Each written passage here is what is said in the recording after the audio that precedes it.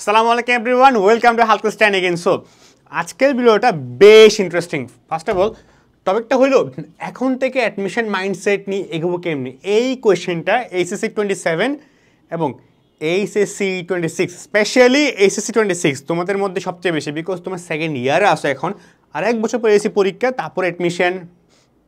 বুঝতেই পারতো মাথার মধ্যে টেনশন, খাইতে গেলে, পড়তে গেলে, কোচিংয়ে গেলে, পড়তে বসলে একটাই টেনশন, ভাইয়া এই মুহূর্ত থেকে এখন থেকে আমি কিভাবে তোমার অ্যাডমিশন মাইন্ডসেট নিয়ে এখন থেকে হবো, ঠিক আছে? সো আমি কখনো প্রিফার করি না সেকেন্ড ইয়ার থেকে তুমি অ্যাডমিশনের কোর্সগুলো করা শুরু করো, যেগুলো আমরা এসএসসির পরে রাখি, ওগুলো এখন নেয়ার কোনো প্রয়োজন নাই, হ্যাঁ?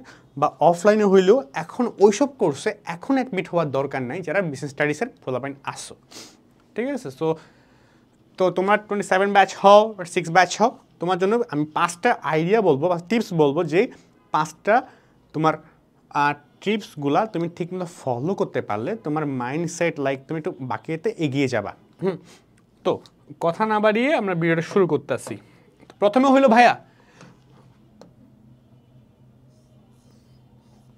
এইচএসসি এবং অ্যাডমিশন দুটাকে তোমরা আলাদা দেখো না। তোমরা করো কি ভাইয়া ওকে এইচএসসি পরীক্ষা দিব তারপর অ্যাডমিশনে আবার নতুন করে পড়বো, না।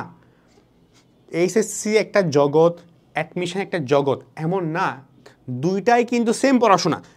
অ্যাডমিশনে যেগুলো আছে, ঠিক আছে, ওগুলো আহামরি অন্য নতুন একটা জগৎ থেকে আসতেছে না। তুমি এসে যাই পড়লা, এইচএসসি পরীক্ষায় যেগুলোয় পড়াশোনা করে আসছো না, ওখান থেকে কিন্তু আসবে। এখন তুমি যদি লাইক এসএসসি ঠিক মতো না পড়ো, দেখবা তুমি অ্যাডমিশন থেকে পিছিয়ে পড়ছো। অ্যাডমিশনে গিয়েও কিন্তু এইচএসসি পড়াশোনাটাই করতেছো। এটাই তোমাকে যতই অ্যাডমিশনে কঠিন ম্যাথ দেখ না কেন, এটাই ট্রু ভাইয়া। এইচএসসি পরীক্ষা যেগুলো পড়তেছো না, ওগুলোকে একটু অ্যাডমিশনে আসবে, নতুনভাবে আসবে। সো ভাইয়া এখন কথা হলো আসলে আমি ফোকাসড হব কিসে? তুমি ফোকাসড হবা 27 ব্যাচ হও, 6 ব্যাচ হও, ফোকাস হওয়া তুমি শুধুমাত্র এইচএসসিতে। বাট পড়বা এমনভাবে যাতে করে তোমার অ্যাডমিশনটা হয়ে যায়। কেমনে পড়বা?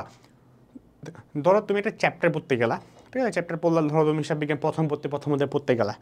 তো হিসাব বিজ্ঞান প্রথম পড়তে যখন বসলা, তুমি থিওরি পড়লা, একটু এখান থেকে ম্যাথ পড়লা, হ্যাঁ। এখন একটা চ্যাপ্টার কেমনে পড়তে হবে, আমার একটা ভিডিও আছে, একটা চ্যাপ্টার অ্যাকচুয়ালি কেমনে পড়লে ওই চ্যাপ্টারটার আমি বস হয়ে যাব, হ্যাঁ, ওটা তুমি দেখে আসতে পারো, ঠিক আছে? সো এখন ফ্যাক্টটা হলো, একটা চ্যাপ্টার যখন তুমি থিওরি পড়লা, ম্যাথ পড়লা, এবার কাজ হলো ওই চ্যাপ্টার থেকে বা ওই টাইপগুলো, একটা চ্যাপ্টার তো অনেকগুলো টাইপ থাকে, ওই টাইপ থেকে অ্যাডমিশনে তোমার কোন ম্যাথগুলো আসছে, মিটারের মধ্যে এমসিকিউর মধ্যে কোন ম্যাথগুলো আসছে, কোন থিওরিগুলো আসছে, আইডেন্টিফাই করো, নোট ডাউন করো, ঠিক আছে? ওটাই ইম্পর্টেন্ট তোমার চ্যাপ্টার ওয়াইজ। চ্যাপ্টার 1 পড়ার সময় এসি পরীক্ষা তুমি প্রিপারেশন হয়ে গেলো, সিকিউ প্র্যাকটিস করলা, এমসিকিউ করলা। অ্যাডমিশন ওই চ্যাপ্টার থেকে ঢাবি থেকে ওগুলো আসছে, রাবি থেকে ওগুলো আসছে, জগন্নাথ থেকে ওগুলো আসছে, ওগুলোকে মার্ক ডাউন করো, ওগুলো পড়ো। তাই তোমার চ্যাপ্টার ওয়াইজ অ্যাডমিশনটাও হয়ে গেলো, এসিটাও হয়ে গেলো, শেষ। এটাই স্মার্ট প্রিপারেশন, বুঝলা? তো সেকেন্ড লেভেলে কনসেপ্ট ক্লিয়ার করা একটা অধ্যায়ের, আমি মনে করি বেসিক কনসেপ্ট ক্লিয়ারটাকে বলে বেসিক স্ট্রং থাকা। বেসিক যেটা থাকলে তুমি কোনো শিখ হবা না। তো লাইক হিসাব বিজ্ঞান প্রথম পত্র করতে গেলা, ফাইন, ওকে, প্রথম পত্রে প্রথম অধ্যায়, ওকে। তুমি দেখবা তুমি যে বইটাই পড়তেছো ওখানে মিনিমাম 50 থেকে 60টা ম্যাথ থাকতে পারে, বাট দেখবে 50 থেকে 60টা টাইপ নাই। তুমি আগে আইডেন্টিফাই করো ওখানে, ম্যাথমেটিক্যালের ক্ষেত্রে আগে, হিসাব বিজ্ঞানের ক্ষেত্রে এটা হয়, ম্যাথের মধ্যে কয়টা টাইপ আছে ওই চ্যাপ্টারের মধ্যে, টাইপগুলো মার্ক ডাউন করো। হ্যাঁ, এই টাইপ, এই টাইপ, এই টাইপ, এই 5টা টাইপ আছে। থিওরি, কত টাইপের থিওরি আছে, মার্ক ডাউন করলা। এবার ওই ওই থিওরিগুলা প্র্যাকটিস করো, পড়ো, স্ট্রং হও। এবার ওই 10 টাইপ থেকে 100টা, 200টা, 300টা ম্যাথ, যতটাই ম্যাথ তুমি পারবা, বাট ওই টাইপটা যখন তুমি ভালো মতো বুঝে যাবা, আয়ত্ত করতে পারবা, প্র্যাকটিস করে একদম অ্যাকুরেট করতে পারবা, তখন তোমার বেসিক এমনিতে স্ট্রং হয়ে গেছে। এটাকে বলে বেসিক স্ট্রং করা। সো এটা করতে পারলে তোমার এসএসসি তো হইলে অ্যাডমিশন একদম তুমি বস। এবার সেকেন্ড ইয়ারে এসে যেটা আমরা ভুল করি, বা ফার্স্ট ইয়ার পোলাপান যারা আসো, দ্যাট ইজ একটু অ্যাডভান্স, যেমন কনফিডেন্ট, ভাই হ্যাঁ শুরু থেকে শুরু করতেছে একদম টপ নচ হইতে হবে। তোমার একটা বিষয় থাকবে, এটা হলো ভাই কোয়েশ্চেন ব্যাংক সলভ করা। ঢাবির আমরা করি কি, আমি সবসময় বলি ঢাবি সলভ করো। বিজনেস স্টাডিজ মানুষজন ঢাবি সলভ করো আগে। তোমার গোল যদি ঢাবি হয়, ওকে, ঢাবির প্রিভিয়াস ইয়ারে কোয়েশ্চেন সলভ করো। চট্টগ্রাম হয়, চট্টগ্রামের প্রিভিয়াস ইয়ারে কোয়েশ্চেন সলভ করো। সো প্রিভিয়াস ইয়ারে সলভ করলে না, লাইক ওকে ফাইন এটা আনসার এটা এমন না, অ্যানালাইসিস করো ওই কোয়েশ্চেনটা কোন জায়গা থেকে দিছে, ওই কোয়েশ্চেনটা কোন অধ্যায়ের কোন চ্যাপ্টারের কোন টাইপ থেকে দিছে, কোন টাইপ থেকে কেমন করে করছে, ওটাকে অ্যানালাইজ করো। কোন কোয়েশ্চেনটা বা কোন টাইপটা রিপিট হয়েছে, রিপিট হচ্ছে না, আগের বছর কোনটা হয়েছে, এই বছর কোনটা হয়েছে, এগুলো নিয়ে কথা বলা, এগুলো নিয়ে নোট ডাউন করা, এগুলো নিয়ে একটু অ্যানালাইজ করা, এটা কেমন লাগবে। Not like typical question bank নিলাম আনসার কি সলভ করো, এমন না, অ্যানালাইসিস করা একদম পুঙ্খানুপুঙ্খানুভাবে, ঠিক আছে। সো কোয়েশ্চেন ব্যাংকিং সলভিং হয়ে গেল। তারপর এই 3টা কাজ করতে পারলে বুঝতে পারবা তোমার মোটামুটি তুমি বাকিটা এগিয়ে গেছো ইনশাআল্লাহ, ঠিক আছে। এবার 4th নাম্বারটা হলো একজন মেন্টর রাখো যে তোমাকে প্রপারলি গাইডলাইন দিবে। হ্যাঁ, আমি মনে করি একটা মেন্টর রাখা, মিনিমাম একটা মেন্টর রাখা খুবই ইম্পর্ট্যান্ট। মেন্টর লাইক যার থেকে, মেন্টর হতে পারে অনলাইনে, হতে পারে অফলাইনে, যে কেউ মেন্টর হতে পারে। এমন না যে মেন্টরের সঙ্গে তোমার সরাসরি কানেকশন হইতে হবে, এমন না।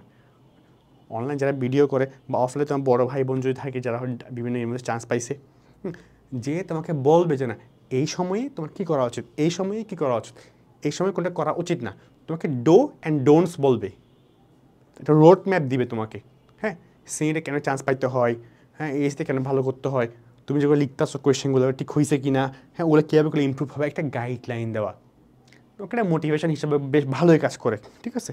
সো এই মেন্টর অনলাইনে হোক অফলাইনে হোক, একটা মেন্টর তুমি রাখো, এটা খুবই ইম্পর্ট্যান্ট।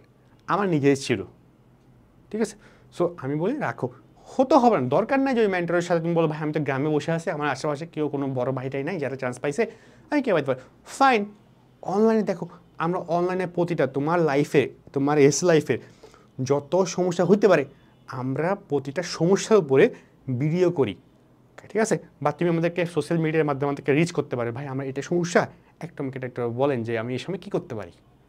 ইচ্ছা থাকলে না উপায় আছে, এটা টু বি ফ্র্যাঙ্ক, ইচ্ছা থাকলে উপায় আছে, ইচ্ছা তোমার থাকতে হবে, এটা হলো কথা। তো মেন্টর রাখা খুব ইম্পর্টেন্ট।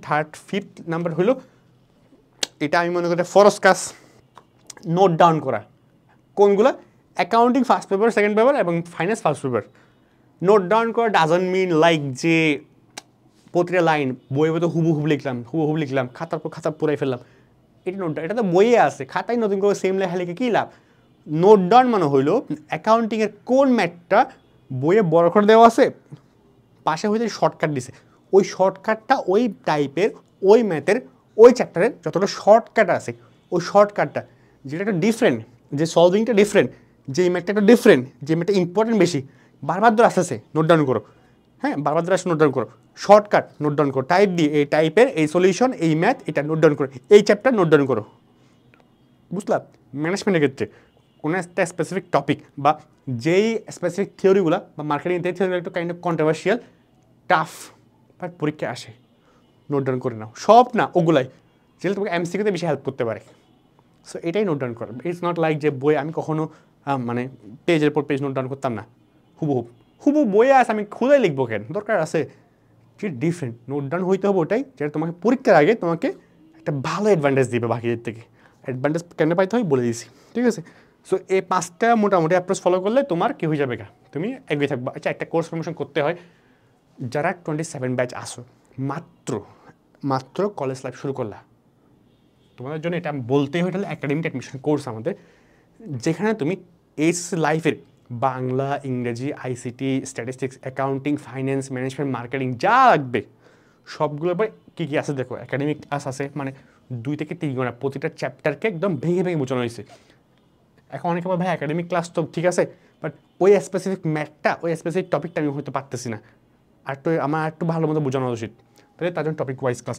প্রতিটা টপিককে একটা চ্যাপ্টারে যতগুলো টপিক হইতে পারে, ওই টপিকগুলোর আমরা যেগুলো পরীক্ষা বারবার ধরে আসে, ওগুলোকে আমরা আলোকপাত করে ওগুলোকে আমরা সলভ করাইছি। হ্যাঁ, ওই টপিকের মধ্যে থিওরি প্লাস ম্যাথ সলভিং আছে, থিওরি যে থিওরিটা বুঝতে হার্ড মনে ওটা আমরা বুঝাইছি, যেই ম্যাথটা ডিফারেন্ট ওটা বুঝাইছি, যেই ম্যাথ টাইপটা, ঠিক আছে। এখানে না তোমাকে প্রতিটা বইয়ের, ভাই আমার তো আসলে বই দাগাই পড়তে ইচ্ছা করে না, দরকার নাই, আমরা তোমাদের দাগানো বই দিয়ে দিচ্ছি, যেখান থেকে দাগানো বই আসবে প্রশ্ন ওখান থেকে, ঠিক আছে। দাগানো বই তোমাদেরকে আমরা ইবুক সাজেশন দিচ্ছি, আমাদের লুকাস ম্যাথ, তোমরা সেটা জানো, আরেকটা হলো কিউএনএ বিজনেস সাজেশন, ঠিক আছে।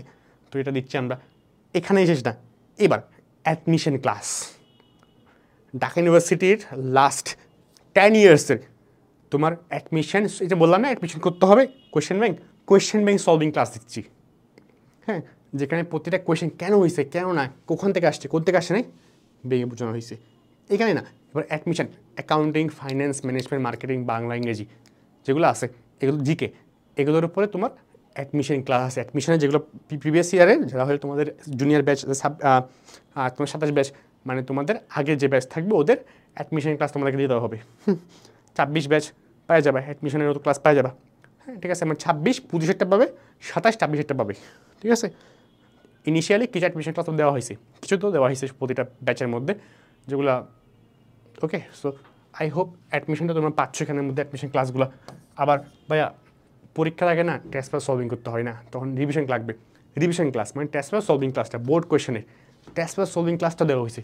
তাহলে কী লাগে, 2টা বছরের মধ্যে তোমার সবগুলা পুরো 2 বছরের কমপ্লিট প্যাকেজ, বুঝলা। আর কত টাকায়? শুধুমাত্র 4250 টাকা। এটা 26 ব্যাচ এবং 27 ব্যাচ। 27 ব্যাচের জন্য, 26-এর জন্য থাকবে রিভাইভ কোর্স। তোমরা বলো ভাই ফার্স্টে পড়াই হয়নি, পড়তে হবে। এটা 27 ব্যাচ। ও ভাই দেবে 27 ব্যাচ এইচএসসি 27, এই কুপন কোডটা ইউজ করলে তোমরা 27% ডিসকাউন্ট পাইতে পারো, ঠিক আছে। তারপর 26 ব্যাচ, ভাই ফার্স্টে কিছু পড়ি নেই, সেকেন্ড ইয়ারে কিন্তু পড়তে হবে, রিভাইভ করতে হবে, কাম ব্যাক করতে হবে। So this is the come back course for you. তো ভাই দেবে 26 ব্যাচ, তোমাকে একদম 25 ব্যাচের অ্যাডমিশনের সবগুলো ক্লাস, পেড সবগুলো ক্লাস ফ্রিতে পেয়ে যাচ্ছ, ওকে। সো এছাড়া test paper solving, capstone revision class সবই পাচ্ছ। আগের ব্যাচের capstone revision class, test paper solving class আর সবই পাচ্ছ। সো এখানে যা পাচ্ছে এখানে তারা সবই সেম পাচ্ছে। সেটাও দাম সেম, 4250 টাকা, ঠিক আছে। ও হ্যাঁ, তোমাদের কুপন রাখলে কমেন্টে মেনশন করো, ঠিক আছে। সাথে ভাই কুপনটা পেয়ে গেছো 27 আর 26-এর কুপনটা বলিনি, 26-এর কুপন লাগে জানাবা নিচে। সো এটাই 26 এবং 27 ব্যাচ একসাথে আমরা এসে ভালো করবো এবং অ্যাডমিশনও ভালো করবো ইনশাল্লাহ। সো আজকে ভিডিও পর্যন্তই। অ্যাডমিশন মাইন্ডসেটের জন্য এগুলো ফলো করো। দেখা হচ্ছে পরবর্তী কোনো ভিডিওতে। টিল দেন আল্লাহ হাফেজ এন্ড আসসালামু আলাইকুম।